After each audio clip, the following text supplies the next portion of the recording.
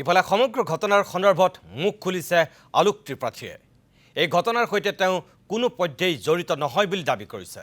আনকি অসমীয়া go back বুলিও কোনো কাৰণতে কোনেও কোৱা নাছিল বুলি মন্তব্য কৰিছে ত্ৰিপাঠীয়ে। সামাজিক মাধ্যম যোগে সমগ্ৰ ঘটনাৰ সন্দৰ্ভত নিজৰ প্ৰতিক্ৰিয়া প্ৰকাশ কৰিলে আলোক ত্ৰিপাঠীয়ে। এক অপপ্ৰচাৰ এনেকুৱা ধৰণৰ সামাজিক মাধ্যমত মই শুনা পাই আছো আৰু জানিবলৈ খুব দুখিত অনুভৱ কৰিছো যে সেই স্থলীত নেগেটিভ পৰিৱেশ য'ত সৃষ্টি হৈছিলে আমাৰ আৰ্যনগৰ ব্ৰিজৰ তলত, তাত কোনোবাই বোলে আপোনাৰ অপপ্ৰচাৰ কৰিলে যে অসমীয়া গো বেক ক'লে বা এছামিজ গো বেক কৈছে। কিন্তু মই 100% মই ঈশ্বৰক মই বিশ্বাস কৰোঁ, মই নিজক মই শপত খাই কৈছোঁ আৰু ঈশ্বৰক মই শপত খাই কৈছোঁ যে মই আৰু মোৰ লগত যিকেইজন আছিলে কোনো অসমীয়া গো বেক তাত কোৱা নাই। প্ৰথম কথা। দ্বিতীয় কথাটো হ'ল অসম আমাৰ বাবে মাতৃভূমি, অসম আমাৰ বাবে এক কৰ্মভূমি।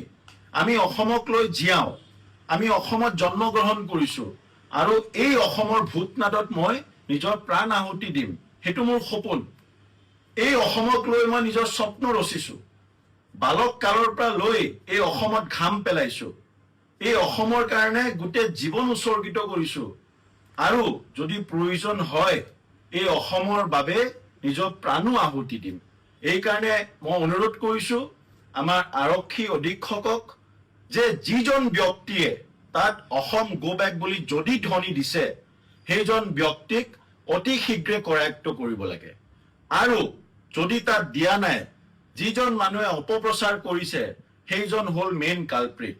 যিজন মানুহে তাত অসমীয়া গো বেক বুলি তাত ধ্বনি দিয়া বুলি যদি ওলায়, পোনপ্ৰথমে মই নিজে ব্যক্তিগতভাৱে অলক ত্ৰিপাঠী হিচাপে মই থানাত গৈ মই FIR টো দিম।